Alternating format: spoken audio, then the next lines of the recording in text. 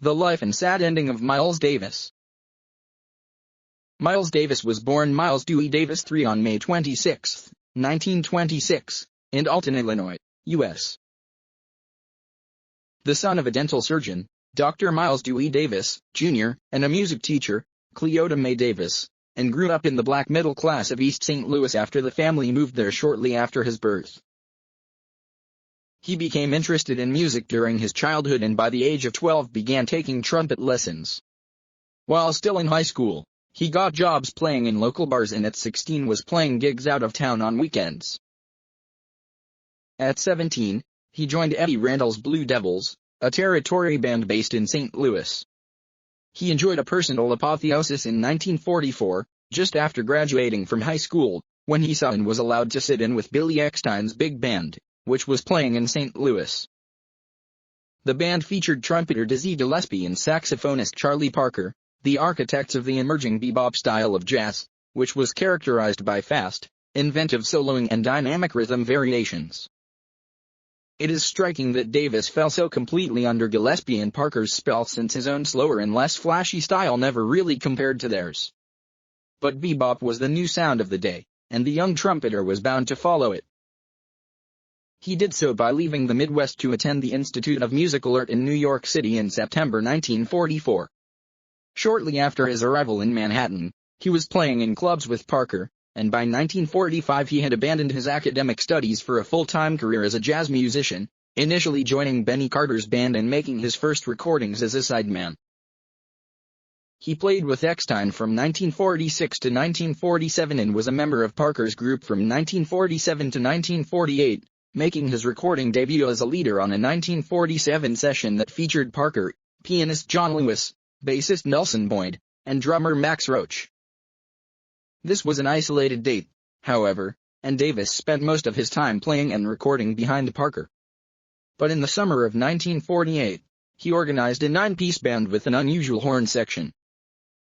In addition to himself, it featured an alto saxophone, a baritone saxophone, a trombone, a French horn, and a tuba.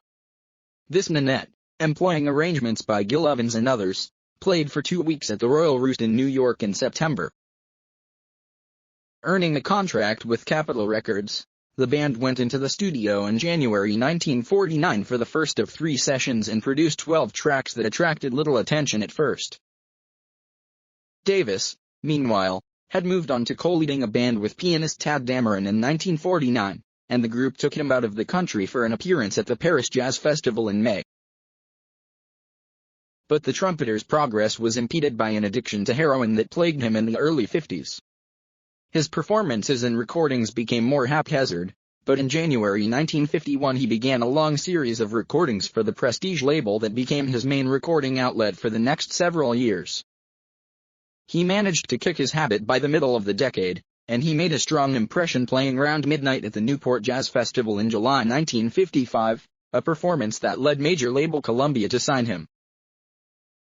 The prestigious contract allowed him to put together a permanent band, and he organized a quintet featuring saxophonist John Coltrane, pianist Red Garland, bassist Paul Chambers, and drummer Philly Joe Jones, who began recording his Columbia debut, Round About Midnight, in October. As it happened, however, he had a remaining 5 albums on his Prestige contract, and over the next year, he was forced to alternate his Columbia sessions with sessions for Prestige to fulfill this previous commitment. The latter resulted in the Prestige albums The New Miles Davis Quintet, Cookin', Workin', Relaxing, and Steamin', making Davis' first quintet one of his better documented outfits.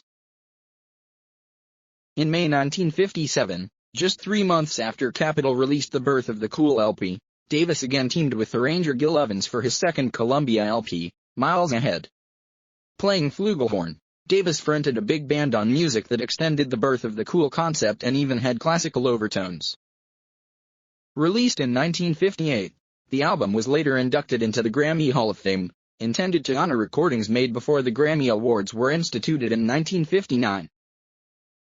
In December 1957, Davis returned to Paris, where he improvised the background music for the film Les Insert pour l'Equifade. Jazz Track, an album containing this music, earned him a 1960 Grammy nomination for Best Jazz Performance, solo or small group.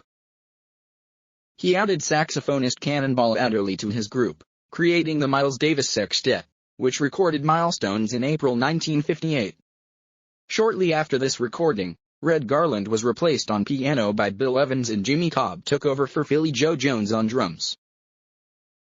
In July, Davis again collaborated with Gil Evans and an orchestra on an album of music from Porgy and Bess.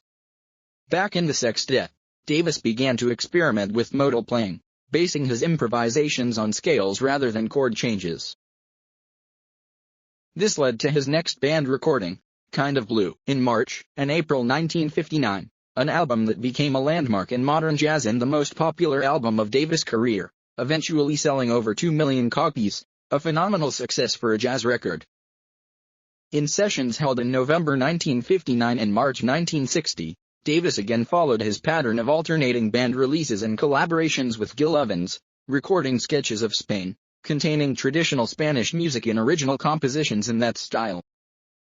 The album earned Davis and Evans Grammy nominations in 1960 for Best Jazz Performance, Large Group, and Best Jazz Composition, More Than 5 Minutes. They won in the latter category. The following month, Davis recorded another live show, as he and his band were joined by an orchestra led by Gil Evans at Carnegie Hall in May. The resulting Miles Davis at Carnegie Hall was his third LP to reach the pop charts, and it earned Davis and Evans' 1962 Grammy nomination for Best Jazz Performance by a Large Group, Instrumental. Davis and Evans teamed up again in 1962 for what became their final collaboration, Quiet Nights. The album was not issued until 1964 when it reached the charts and earned a Grammy nomination for Best Instrumental Jazz Performance by a Large Group or Soloist with Large Group. Quiet Nights was preceded into the marketplace by Davis' next band effort, 7 Steps to Heaven, recorded in the spring of 1963 with an entirely new lineup consisting of saxophonist George Coleman, pianist Victor Feldman, bassist Ron Carter, and drummer Frank Butler. During the sessions, Feldman was replaced by Herbie Hancock and Butler by Tony Williams. The album found Davis making a transition to his next great group, of which Carter, Hancock, and Williams would be members. It was another pop chart entry that earned 1963 Grammy nominations for both Best Instrumental Jazz Performance by a Soloist or Small Group and Best Instrumental Jazz Performance by a Large Group. The quintet followed with 2 live albums, Miles Davis in Europe, recorded in July 1963, which made the pop charts and earned a 1964 Grammy nomination for Best Instrumental Jazz Performance by a Small Group or Soloist with Small Group, and My Funny Valentine, recorded in February 1964 and released in 1965, when it reached the pop charts. By September 1964, the final member of the classic Miles Davis Quintet of the 60s was in place with the addition of saxophonist Wayne Shorter to the team of Davis, Carter, Hancock, and Williams.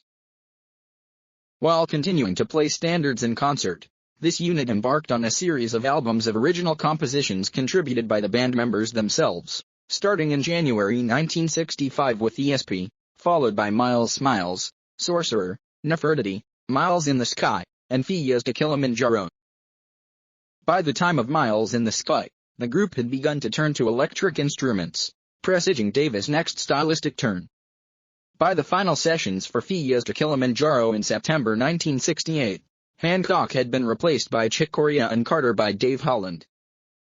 But Hancock, along with pianist Joe Zawinul and guitarist John McLaughlin, participated on Davis' next album, In a Silent Way, which returned the trumpeter to the pop charts for the first time in 4 years and earned him another Small Group Jazz Performance Grammy nomination.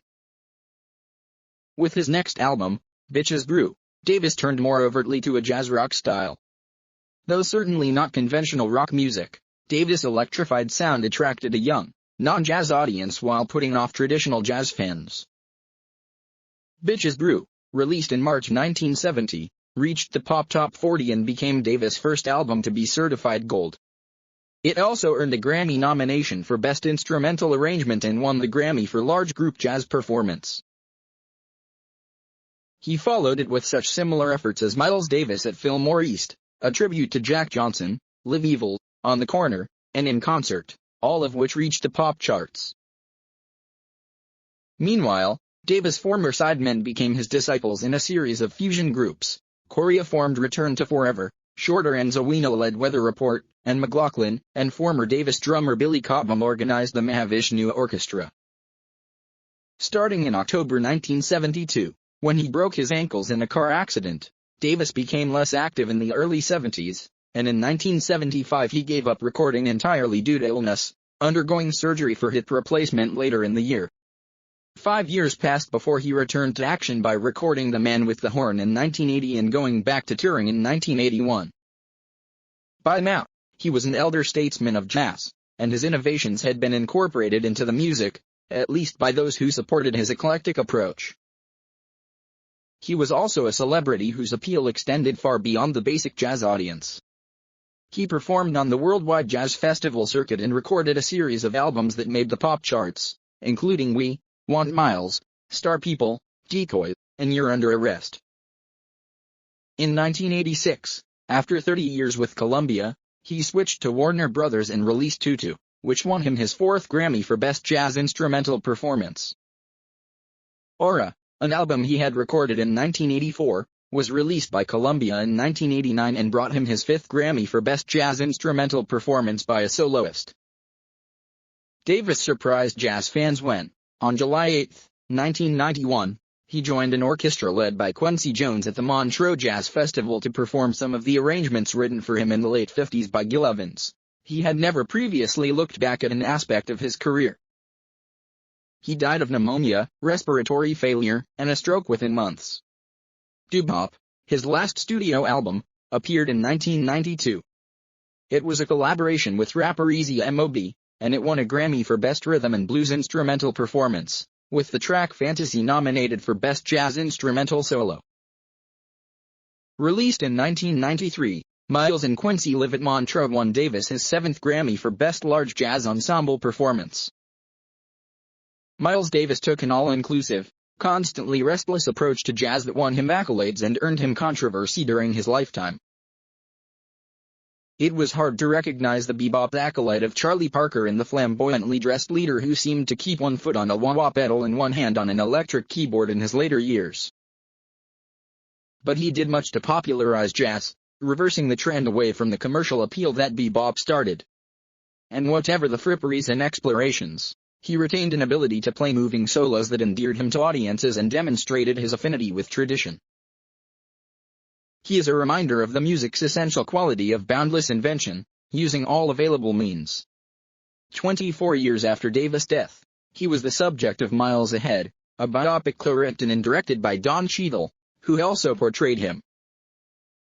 Its soundtrack functioned as a career overview with additional music provided by pianist Robert Glasper and Associates. Additionally, Glasper enlisted many of his collaborators to help record Everything's Beautiful, a separate release that incorporated Davis' master recordings and outtakes into new compositions. In early September 1991, Davis checked into St. John's Hospital near his home in Santa Monica, California, for routine tests. Doctors suggested he have a tracheal tube implanted to relieve his breathing after repeated bouts of bronchial pneumonia. The suggestion provoked an outburst from Davis that led to an intracerebral hemorrhage followed by a coma. According to Joe Gelbard, on September 26, Davis painted his final painting, composed of dark, ghostly figures, dripping blood, and his imminent demise.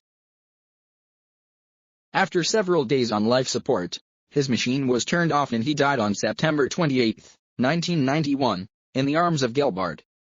He was 65 years old.